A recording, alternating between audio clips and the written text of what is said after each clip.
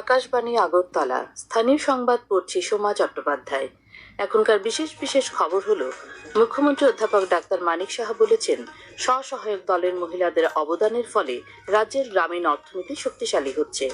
রাজ্য নির্বাচন কমিশন এডিসির আসন্ন ভিলেজ কমিটি নির্বাচনের জন্য ভোট কেন্দ্রের চূড়ান্ত তালিকা প্রকাশ করেছে। প্রধানমন্ত্রী নরেন্দ্র মোদী এবং নরওয়ের প্রধানমন্ত্রী জোনাস ঘর স্টোর বিভিন্ন ক্ষেত্রে দ্বিপাক্ষিক সহযোগিতা আরও জোরদার করতে সম্মত হয়েছেন। সারা রাজ্যে পেট্রোল, ডিজেল এবং এলপিজির মজুত ও সরবরাহ বর্তমানে সম্পূর্ণ স্বাভাবিক। মুখ্যমন্ত্রী অধ্যাপক ডাক্তার মানিক সাহা বলেছেন, স্বসহায়ক দলের মহিলাদের অবদানের ফলে রাজ্যে গ্রামীণ অর্থনীতি শক্তিশালী হচ্ছে এবং রাজ্যের আভ্যন্তরীণ গড় উৎপাদনও বৃদ্ধি পেয়েছে। আজ আগরতলা রবীন্দ্র শতবার্ষিকী ভবনে গ্রামোন্নয়ন দপ্তর ও গ্রামীণ জীবিকা মিশনের যৌথ উদ্যোগে আয়োজিত স্বসহায়ক গোষ্ঠীর মহিলাদের স্বনির্ভরতা অর্জনে সমৃদ্ধি দ্বিতীয় পর্বে কর্মসূচির উদ্বোধন করে তিনি একথা বলেন। মুখ্যমন্ত্রী বলেন, 2025 সালের সেপ্টেম্বরে সমৃদ্ধির প্রথম পর্যায়ে স্বসহায়ক গোষ্ঠীর জন্য ঋণ প্রদানের লক্ষ্যমাত্রা ছিল 100 কোটি টাকা। সেই লক্ষ্যমাত্রা অতিক্রম করে ঋণ প্রদান করা হয় 188 কোটি 40 লক্ষ টাকা। সমৃদ্ধির প্রথম পর্যায়ের সাফল্যে উৎসাহিত হয়ে গ্রামীণ জীবিকা মিশন সমৃদ্ধির দ্বিতীয় পর্যায়ে স্বনির্ভর গোষ্ঠীর জন্য ঋণ প্রদানের লক্ষ্যমাত্রা 150 কোটি টাকা নির্ধারণ করে। মুখ্যমন্ত্রী বলেন, রাজ্যে লাখপতি দিদির সংখ্যা 1,08,000-এরও বেশি রয়েছে। রাজ্য সরকার মহিলাদের স্বনির্ভরতায় কমিউনিটি রিভলভিং ফান্ডে 837 কোটি 32 লক্ষ টাকা বরাদ্দ রেখেছে। রাজ্য নির্বাচন কমিশন এডিসির আসন্ন ভিলেজ কমিটি নির্বাচনের জন্য ভোট কেন্দ্রের চূড়ান্ত তালিকা প্রকাশ করেছে। আজ জনগণের প্রদর্শনের জন্য ভোট কেন্দ্রের চূড়ান্ত তালিকা সংশ্লিষ্ট সমস্ত ব্লক কার্যালয়ের নোটিশ বোর্ডে দেওয়া আছে। এদিকে ঊনকোটি জেলা সংবাদদাতা অনুপম ভট্টাচার্য জানিয়েছেন, ভোট কেন্দ্রের চূড়ান্ত তালিকা প্রকাশ উপলক্ষে আজ পেজারথল ব্লক কার্যালয়ে বিভিন্ন রাজনৈতিক দলের প্রতিনিধিদের নিয়ে এক সর্বদলীয় বৈঠক অনুষ্ঠিত হয়। উপস্থিত ছিলেন রিটার্নিং অফিসার তথা পেজারথল ব্লকের বিডিও নবারুণ চক্রবর্তী। শিক্ষামন্ত্রক এক ভারত শ্রেষ্ঠ ভারত উদ্যোগের অধীনে ষষ্ঠ পর্যায়ের যুব সঙ্গমের আয়োজন করেছে, যার উদ্দেশ্য হল দেশের বিভিন্ন রাজ্য ও কেন্দ্রশাসিত অঞ্চলের যুবকদের মধ্যে পারস্পরিক যোগাযোগ সুদৃঢ় করা এবং সাংস্কৃতিক সংহতি বৃদ্ধি করা। যুব সঙ্গম পর্যায় 6-এর অধীনে দেশের বিভিন্ন প্রান্তের যুব অংশগ্রহণকারীরা জীবনযাত্রা উন্নয়ন, সংস্কৃতি, ঐতিহ্য, শিক্ষা, পর্যটন, উদ্ভাবন এবং সর্বোত্তম প্রয়াস বা অভিজ্ঞতার বিভিন্ন দিক প্রত্যক্ষ করতে সহযোগী রাজ্য ও কেন্দ্রশাসিত অঞ্চলগুলি পরিভ্রমণ করবেন। এই কর্মসূচির অঙ্গ হিসেবে হরিয়ানার এনআইটি কুরুক্ষেত্র থেকে একটি যুবা দল আগামী 21 মে থেকে 27 মে পর্যন্ত এনআইটি আগরতলায় অবস্থান করবেন। অনুরূপভাবে এনআইটি আগরতলা থেকে একটি যুবা দল হরিয়ানার এনআইটি কুরুক্ষেত্রে আগামী 2রা জুন থেকে 8ই জুন পর্যন্ত অবস্থান করবেন। বিদ্যালয় শিক্ষা দপ্তরের উদ্যোগে আগামীকাল থেকে রাজ্যের সমস্ত বিদ্যালয়ে প্রস্তাবিত ভারতীয় ভাষা সামার ক্যাম্প আপাতত স্থগিত রাখা হয়েছে। সরকারি ব্যয় কমানোর জন্য রাজ্য সরকার কর্তৃক গৃহীত ব্যয় সংকোচ ব্যবস্থার কারণেই এই ক্যাম্প স্থগিত রাখা হয়েছে। ক্যাম্পের সংশোধিত সময়সূচি পরবর্তী সময়ে জানানো হবে বলে বিদ্যালয় শিক্ষা দপ্তরের এক বিজ্ঞপ্তিতে জানানো হয়েছে।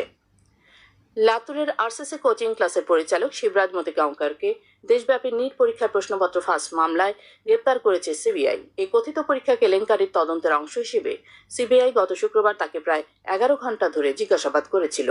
পরে সিবিআই এর একটি দল লাতুরে তার কোচিং ইনস্টিটিউটে তল্লাশি চালায়, যেখান থেকে এই মামলার সঙ্গে যুক্ত বেশ কিছু গুরুত্বপূর্ণ নথিপত্র, কম্পিউটার এবং মোবাইল ফোন বাজেয়াপ্ত করেছে। খোয়াই জেলা প্রশাসনের উদ্যোগে জনজাতীয় গরিমা উৎসব 2026 উপলক্ষে প্রধানমন্ত্রী জনভাগিদারি অভিযান সবসে দূর সবসে পেহলে আজ থেকে শুরু হয়েছে। এই অভিযানের অঙ্গ হিসেবে আগামী 25 মে পর্যন্ত খোয়াই জেলার 41টি গ্রামে ব্যাপক সরকারি পরিষেবা ও সচেতনতামূলক কর্মসূচি গ্রহণ করা হয়েছে।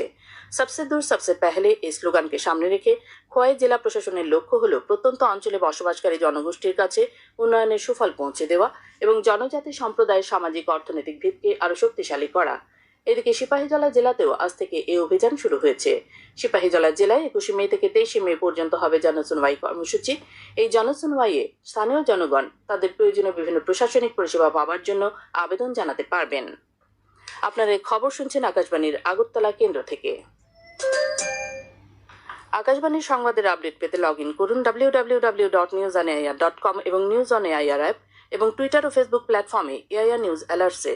ইউটিউবে লক্ষ্য করুন নিউজ অন এআইআর অফিসিয়ালে। এছাড়াও আকাশবাণী আগরতলা সংবাদ আপডেট পেতে দেখুন টুইটার বা এক্স হ্যান্ডেলে আকাশবাণী নিউজ আগরতলা, ফেসবুকে এআইআর নিউজ আগরতলা এবং ইউটিউবে আকাশবাণী নিউজ আগরতলা। প্রধানমন্ত্রী নরেন্দ্র মোদী এবং নরওয়ে প্রধানমন্ত্রী জোনাস ঘর স্টোর আজ অসলোতে সীমিত এবং প্রতিনিধি পর্যায়ে বৈঠক করেন। দুই নেতা ভারত নরওয়ে সম্পর্ককে একটি গ্রিন স্ট্র্যাটেজিক পার্টনারশিপে উন্নীত করতে সম্মত হয়েছেন, যা পরিচ্ছন্ন জ্বালানি, নীল অর্থনীতি এবং সবুজ রূপান্তরের ক্ষেত্রে সহযোগিতা বৃদ্ধির একটি গুরুত্বপূর্ণ মাইল ফলক। বৈঠক চলাকালীন দুই নেতাই দ্বিপাক্ষিক সম্পর্ক নিয়ে পর্যালোচনা করেন এবং বাণিজ্য ও বিনিয়োগ, নীল অর্থনীতি, বৃত্তাকার অর্থনীতি, নবীকরণযোগ্য শক্তি, শিক্ষা, বিজ্ঞান ও প্রযুক্তি, কৃত্রিম বুদ্ধিমত্তা, মহাকাশ এবং আর্কটিক অঞ্চল সহ বিভিন্ন ক্ষেত্রে সহযোগিতা আরও জোরদার করতে সম্মত হন। পরে সাংবাদিক সম্মেলনে উভয় নেতাই ভারত ইএফটিএ বাণিজ্য ও অর্থনৈতিক অংশীদারিত্ব চুক্তির ফলে বাণিজ্য, প্রযুক্তিগত সহযোগিতা এবং কর্মসংস্থান সৃষ্টির ক্ষেত্রে তৈরি হওয়া বিপুল সুযোগের কথা উল্লেখ করেন। पिछले वर्ष भारत और यूरोपियन फ्री ट्रेड एसोसिएशन के एक ऐतिहासिक trade and economic partnership agreement लागू किया।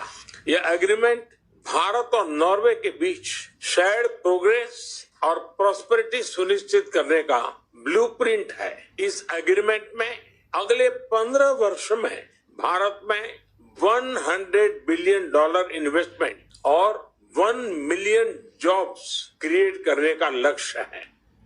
সারা রাজ্যে পেট্রোল, ডিজেল এবং এলপিজি সহ সমস্ত প্রয়োজনীয় পেট্রোলিয়াম পণ্যের সরবরাহ বর্তমানে সম্পূর্ণ স্বাভাবিক ও নিরবচ্ছিন্ন রয়েছে। Oil industry Tripura state level coordinator আজ এই খবর জানিয়েছেন।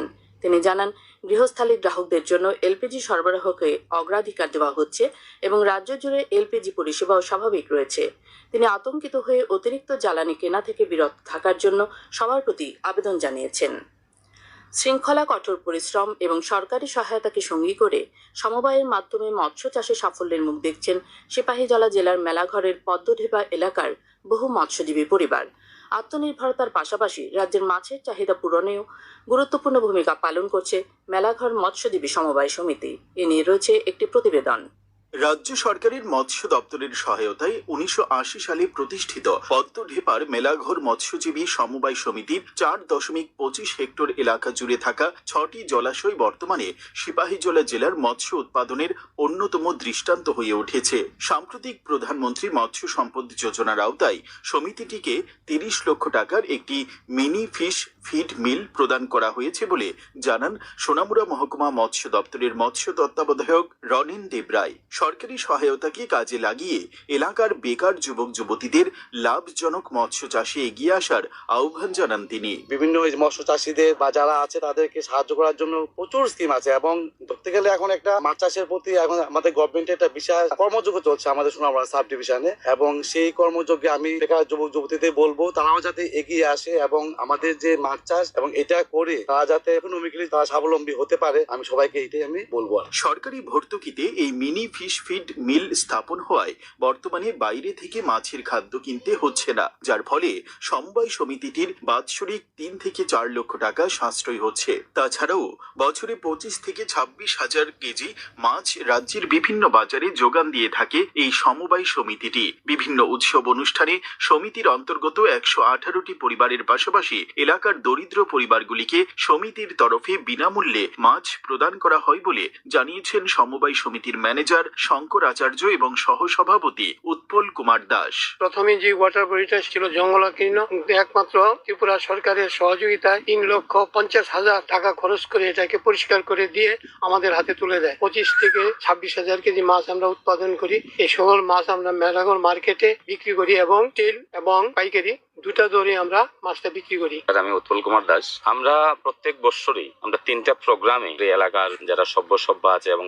আম নাগরিক আছে তাদের মধ্যে আমরা ফ্রি মাছ দিয়ে থাকি। পয়লা বৈশাখ, বিজয়া দশমী এবং পুষ সংক্রান্তি। মৎস্য দপ্তরের সহায়তায় আত্মনির্ভর হওয়ার পাশাপাশি সামাজিক দায়িত্ব পালন ও বাজারে মাছের যোগান নিশ্চিত করতে গুরুত্বপূর্ণ ভূমিকা পালন করে চলছে মেলাঘর পদ্মঢেপার এই মৎস্যজীবী সমবায় সমিতি। সিপাহীজলা জেলা থেকে অভিজিৎ বর্ধনের প্রতিবেদন, সংবাদ কক্ষ থেকে রাহুল লোধ, আকাশবাণী, আগরতলা।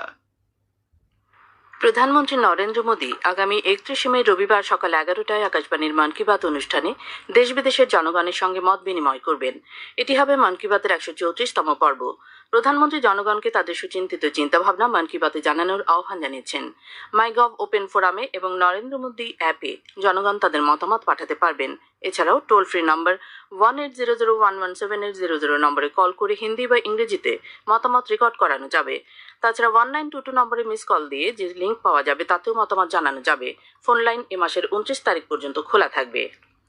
বরিষ্ঠ সাংবাদিক প্রদীপ চক্রবর্তী গতকাল শেষ নিঃশ্বাস ত্যাগ করেছেন। মৃত্যুকালে তার বয়স হয়েছিল 74 বছর।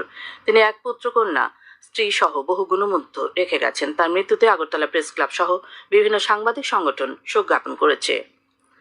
আবহাওয়া আগামী 24 ঘন্টায় পশ্চিম জেলা, খোয়াই জেলা ও সিপাহীজলা জেলায় ভারী থেকে অতি ভারী বৃষ্টিপাত সহ ঘন্টায় 40 থেকে 50 কিলোমিটার বেগে ঝোড়ো হওয়ার সতর্কতা জারি করেছে আবহাওয়া দপ্তর। তাছাড়া বাকি সবকটি জেলায় ভারী বৃষ্টিপাত সহ ঘন্টায় 40 থেকে 50 কিলোমিটার বেগে ঝোড়ো হওয়ার সম্ভাবনা রয়েছে। শেষ করার আগে খবরের বিশেষ অংশগুলো আরেকবার পড়ছি।